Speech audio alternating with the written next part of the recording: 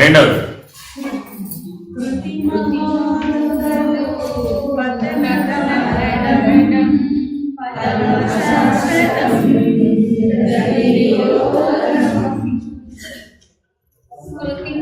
కర్మఫలం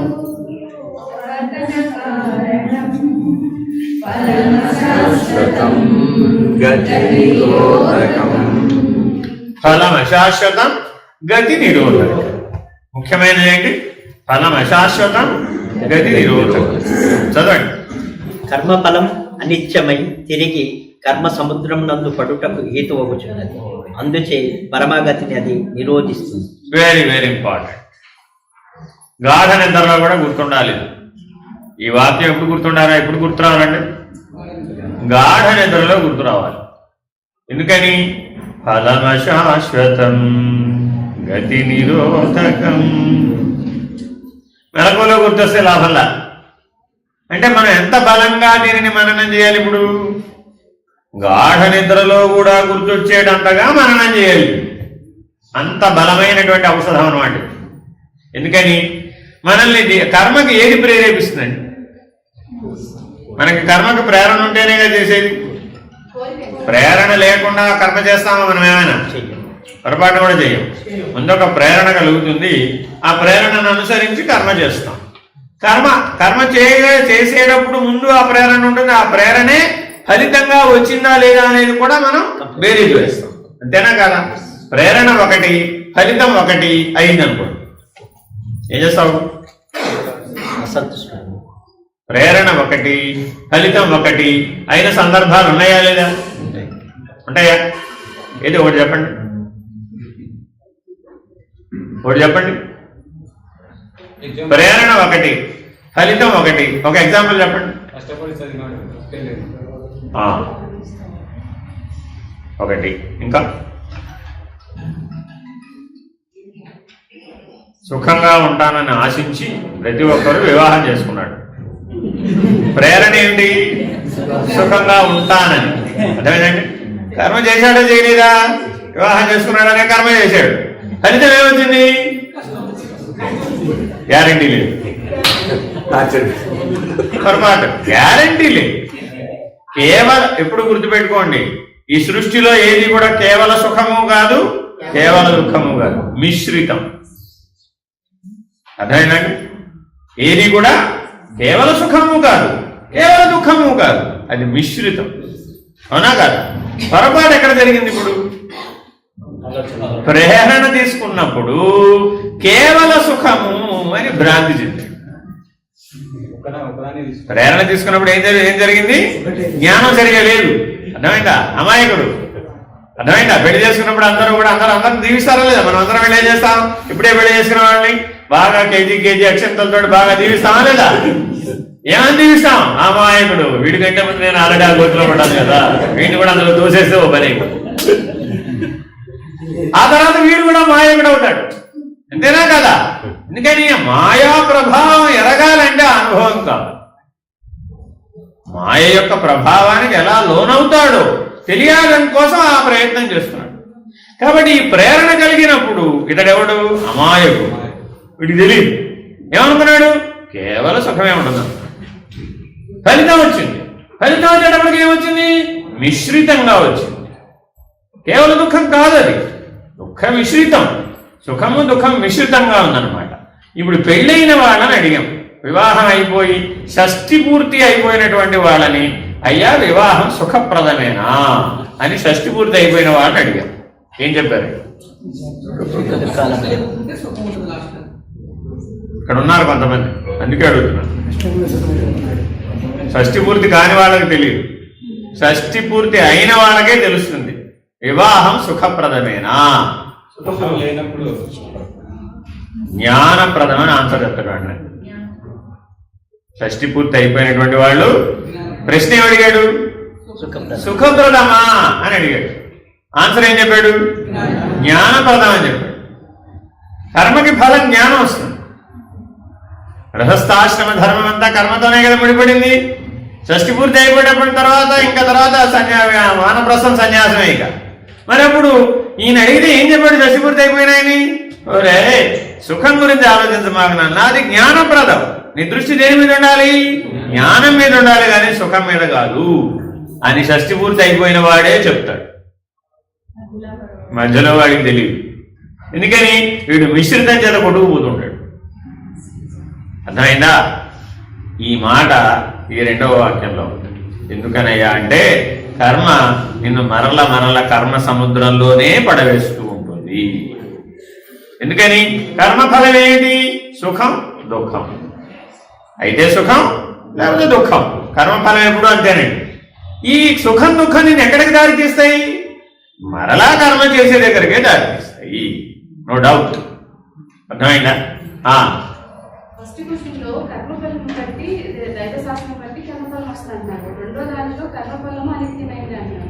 సో మనం కర్మ చేస్తే వచ్చేది దైవశాస్త్రం బట్టి వస్తుంది, మంచి అయినా చెడ్డ అయినా. సో మనం ఆ మెచ్యూరిటీ తెచ్చేసుకుంటే పెట్టింది అట్లా కాదు. దాన్ని చూడాల్సిన పద్ధతి.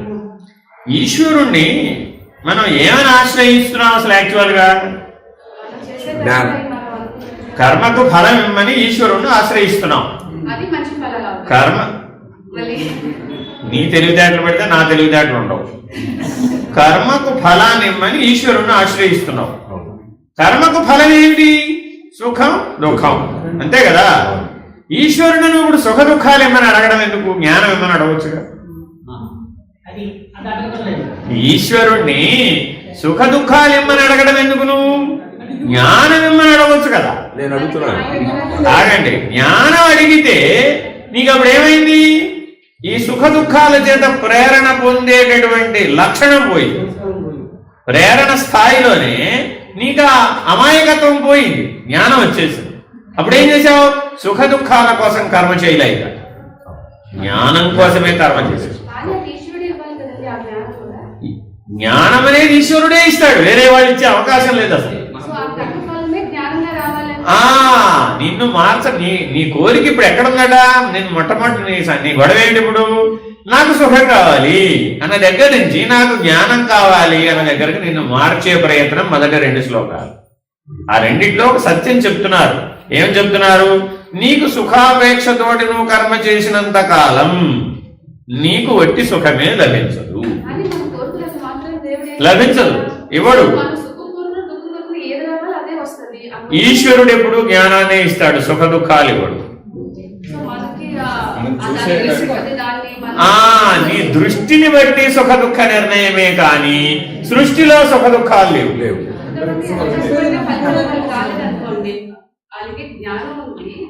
కష్టపడిన ఫలితం రాలేదనుకోండి, వాళ్ళు దాన్ని కూడా జ్ఞానంతో మార్చుకొని అది నాకు ఈశ్వరానుగ్రహం అని. ఫలితం అనుకూలం, వ్యతిరేకం, మిశ్రితం. ఫలితం 3 స్థాయిలో ఉంటుంది. ఒకటేంటి? అనుకూలం. రెండోది ఏంటి? వ్యతిరేకం. మూడోది ఏంటి? మిశ్రితం. అనుకూలంగా వస్తేనే ఫలితం అనడం తప్పు కదా, అది భ్రాంతి కదా. వ్యతిరేకంగా రావడం కూడా ఫలితమే. ఫలితం కాదని ఎట్లా అంటాం? దిస్ ఈజ్ రాంగ్ అని చెప్పడం కూడా ఫలితమే.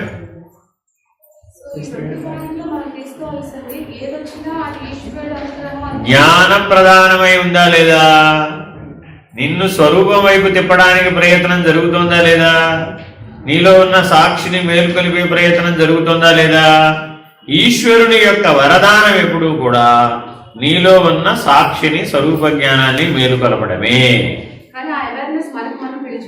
నీవు ఈశ్వరుని అలా చూసుకోవడంలా, నీవు ఈశ్వరుని సుఖప్రదాతగా చూస్తున్నావే గాని జ్ఞానప్రదాతగా చూడాలి. అసలు వాస్తవానికి నేను శ్రీనివాస్ గారి ద్వారా ఒకటి చేయిద్దాం అనుకున్నా, కానీ మీరందరూ బస్సు దిగ్గానే మళ్ళా బస్సు ఎక్కేస్తారేమో అని భయంతో ఆ పని చేయించలేదు. రాగానే వీళ్ళకి విశ్రాంతి ఇవ్వకుండా ఇక్కడ ట్రెక్కింగ్ పాయింట్ ఒకటి ఉంటుందండి, సరాసరి పొద్దున్నే ప్రభాతానికి ఆ ట్రెక్కింగ్కి తీసుకువెళ్ళిపోదాము అని చెప్దాం అనుకున్నాను. పొద్దున్నే 5 గంటలకే బయలుదేరి వెళ్ళిపోవాలి ట్రెక్కింగ్. అది మన సాయంత్రం అవుతుంది తిరిగి వచ్చేటప్పుడు. ఈ పాఠం అక్కడే చెప్పుకోవచ్చు, ఏముంది ఇక్కడే చెప్పుకోవాలి ఏముంది, అలా చెప్దాం అనుకున్నా. కానీ ఇందులో ఉన్న వాళ్ళు ఎంతమంది వస్తారు? తెల్లవారుజామున 5 గంటల కంటే 3-4 చేతుల కంటే బయలుదేరు. మిగిలిన వాళ్ళందరూ హాయిగా రూమ్లో పడుకుంటారు. ఎందుకని? శరీర శ్రీశైల మల్లన్న సుఖప్రదాత. జ్ఞాన ప్రదాత అంటే స్వామి. జ్ఞానప్రదాత అయితే ట్రెక్కింగ్ చేయాలి. చేయరండి, బాగా గుర్తుపెట్టుకోండి. కష్టం అనగానే మనం వెనుకంజ వేస్తాము. ఎందుకు వెనుకంజ చేశాం? సుఖ అపేక్ష బలంగా ఉంది. జ్ఞానం కావాలనుకున్న వాడికి కష్టంతో పని లేదు. అదేనండి, అది కష్టమైనా సరే జ్ఞానం కోసం చేసి తీరుతానంట. నేను అదే చేస్తాను. మీ అందరికీ ఒక కఠినమైనటువంటి పరీక్ష ఉంటుంది. ఎవరైనా సరే ఆత్మజ్ఞానాన్ని పొందాలనుకున్న వాళ్ళు మొట్టమొదట సాధించవలసినటువంటి అంశం ఏమిటంటే శ్వాసతో సమంగా జపం చేయడం. శ్వాసతో సమంగా జపం చేయడం చేత కాని వాళ్ళకి ఆత్మజ్ఞానం 100 జన్మలు ట్రై చేసినా రాదు. అంటే శ్వాసను పెంచాలా ఏమో నువ్వేం చేస్తావు నాకు తెలియదు. శ్వాసతో సమంగా జపం చేయాలి. నిన్న కూడా చెప్పే ఈ మాట. 21,600 సార్లు నీకు రోజుకి శ్వాస నడుస్తుంది. తక్కువ నడిచేవాడికి తక్కువ నడుస్తుంది, ఎక్కువ నడిచేవాడికి ఎక్కువ నడుస్తుంది. సామాన్యంగా 21,600 సార్లు శ్వాస నడుస్తుంది. శ్వాసతో సమంగా జపం చేయడం రానివాడికి, ఆ శ్రద్ధ లేనివాడికి నీకు ఎంత ప్రయత్నం చేసినా ఆత్మజ్ఞానం లభించదు. ఎందుకని? నీ దృష్టి కర్మఫలం మీదే ఉంటుంది. కర్మఫలం మీద ఉన్నటువంటి నీ దృష్టిని ఇప్పుడు దేని మీదకి మార్చాలి?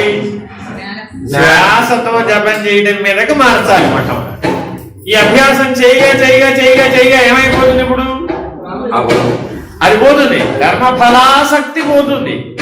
ఏమొచ్చేస్తున్నాను స్థానంలో జ్ఞానం వచ్చేస్తుంది.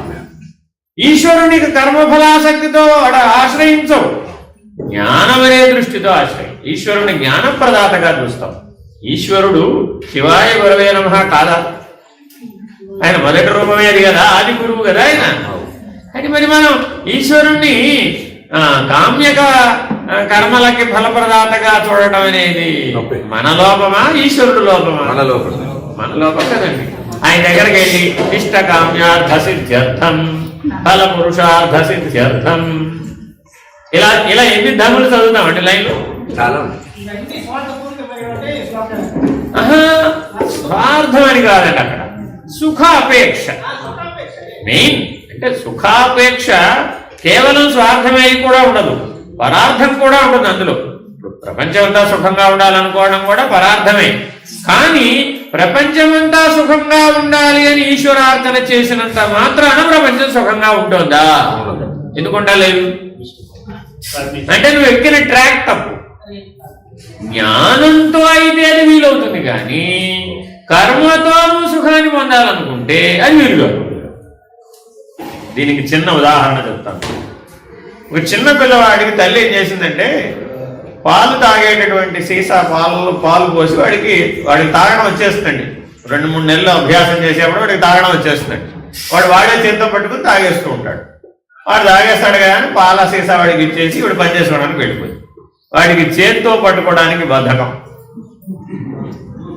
తెలివిగా కాళ్ళు 2 పైకెత్తి కాళ్ళతోటి పాల సీసా పట్టుకుని తాగుతుంటాడు. మీరు కావాలంటే చూసుకోండి. ప్రతి పిల్లవాడు చేస్తాడండి ఈ పని. అంటే వాడికి తెలివి పెరిగిందన్నమాట. ఇప్పుడు అంతకుముందు తెలివి ఏమైంది? తక్కువ ఉంది. ఆ పాల సీసా పడిపోతుందేమో భయపడిపోతుంటాడు అనమాట. అందుకని చేత్తో జాగ్రత్తగా పట్టుకుంటాడు. అది పడకుండా పట్టుకోవడం అనే బ్యాలెన్స్ కుదిరేటప్పటికి జ్ఞానం వచ్చేస్తాడు. వాడికి కాళ్ళతో పట్టుకోవడానికి ట్రై చేస్తాడు. మీరు ట్రై చేయండి, మీ వల్ల కాదు. జీవితకాలం ట్రై చేయండి. పెద్దవాళ్ళు ఎవరు ట్రై చేసినా అవదండి.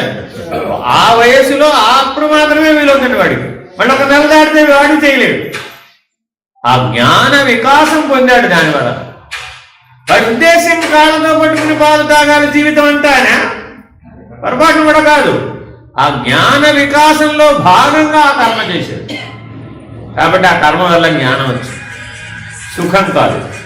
కాబట్టి కర్మ ఎప్పుడు కూడా జ్ఞాన ప్రధానమే అయి ఉంటుంది, కానీ సుఖప్రదాత కాదు. మనకున్నటువంటి భ్రాంతిమయ దృష్టి చేత కర్మ సుఖప్రదాత అనుకుంటున్నాము. నీ భ్రాంతిని తీసి పక్కకు పెట్టి ఉన్నది ఉన్నట్లుగా చూడగలిగే సత్య దర్శనంతో చూస్తే ఈశ్వరుడు జ్ఞానప్రదాత, ఈశ్వరుడే గురువు. అర్థమైందండి? ఈశ్వరుడికి అప్పుడు కోరికలు అడగలేక ధన కనక వస్తు వాహన జాబితా చాలా ఉంది అక్కడ.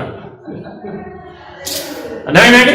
ఎందుకంటే అవన్నీ ఆయన అడగడం నేనంతే అన్నా. జ్ఞానం నీకు నీ జీవితానికి సరిపడా కావాల్సిన జ్ఞానం నీ చేతిలో ఉంటే అవన్నీ నువ్వు సంపాదించుకోలేవు. దానికోసం ఈశ్వరుడు అడగదు. ఎందుకండి అవసరం లేదు. అందుకే ఆది భిక్షు ఆయన ఏమడుగు, భిక్షగాడి దగ్గర ఇంకో భిక్షగాడట మళ్ళా. అప్పుడు ఆయన గురువుగా చూడాలి. మనం ఎలా చూసాం? ఆది భిక్షువుగా చూసాం. కాబట్టి లాభం లేదు. ఈశ్వరుడికి మన ఆటలన్నీ బాగా తెలుసు. అర్థమైందండి? ఈ ఆటలన్నీ కట్టేటట్లుగా ఏర్పాటు చేస్తాడు. అందుకని కర్మ ఎప్పుడూ కూడా ఏం చేస్తుంది? ఇప్పుడు నిన్ను సుఖాపేక్షతో చేసినప్పుడు కర్మ సముద్రంలోనే పనేట్టు చేస్తుంది. ఇరుక్కుపోవు, కొట్టుకుపోతూ ఉంటావు అంతే. ఇరుక్కుపోవడానికి ఒక చోటే ఉండాలి, అట్లా ఉండవు. నిన్ను అలలతో బయటపడేస్తూ ఉంటుంది, లోపలికి లాభం. సముద్రం ఎప్పుడు ఏం చేస్తూ ఉంటుంది? అలలు వచ్చినప్పుడు బయటికి ఏంటేస్తుంది, మన లోపలికి పోయినప్పుడు లోపలికి. గురుగారు అదే నాకు ఎన్నిసార్లు నన్ను శివాలయం ఇదే అనుకున్నాను. నాకు జ్ఞానాన్ని ప్రసాదించాలి. ఎప్పుడు ఈశ్వరుడు గురువు అండి, గుర్తుపెట్టుకోవాలండి. గుర్తుపెట్టుకుని ఈశ్వరుడిని జ్ఞాన ప్రదాతగా చూడాలి. అప్పుడేమైంది? పరమగతికి కారణం. అదే కర్మని సుఖాపేక్షతో గనక చేసావా, అది నేను కర్మ సముద్రంలో పడేట్టు చేసి నీ పరమగతిని నిరోధిస్తుంది. బాగా గుర్తుపెట్టుకోండి. మీరు ఎప్పుడైనా సరే ఈశ్వరుణ్ణి సకామ్యంగా గనక ఆశ్రయించారంటే అది నీ పరమగతిని నిరోధిస్తుంది. నీ మోక్ష ఫలాన్ని పోగొడుతుంది, నీ కైవల్య ఫలాన్ని పోగొడుతుంది, నీ ముక్తి సిద్ధమైనటువంటి దాన్ని పోగొడుతుంది. ఇప్పుడు కర్మే శాసిస్తుంది. అక్కడ శాసించడానికి దానికి బలం ఎక్కడ? అది జడం కదా, అట్లా శాసించలేదు. అక్కడ నేను అనే భావంతో చెప్తానండి, అట్లా తొందరపడకూడదు. అందుకే తొందరపడొద్దని చెప్పి ఎప్పుడు గుర్తుపెట్టుకోవాలండి. నీ పరమగతిని నిరోధించేటటువంటి పద్ధతిగా నువ్వు జీవించకూడదు.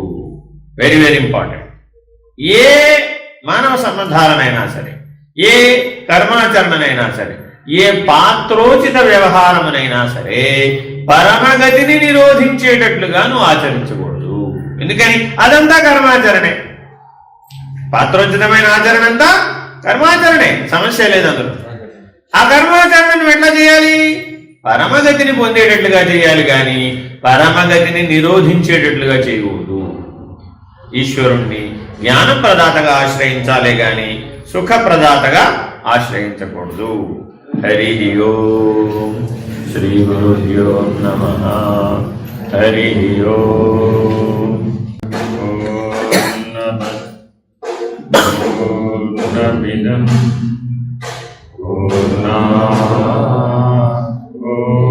పూర్ణముదచ్యతే పూర్ణస్య పూర్ణమాదాయ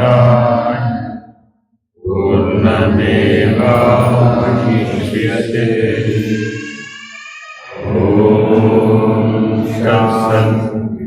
ఓం శాంతి శాంతి శాంతి. హరి ఓం. శ్రీ గురుభ్యో నమః. హరి ఓం.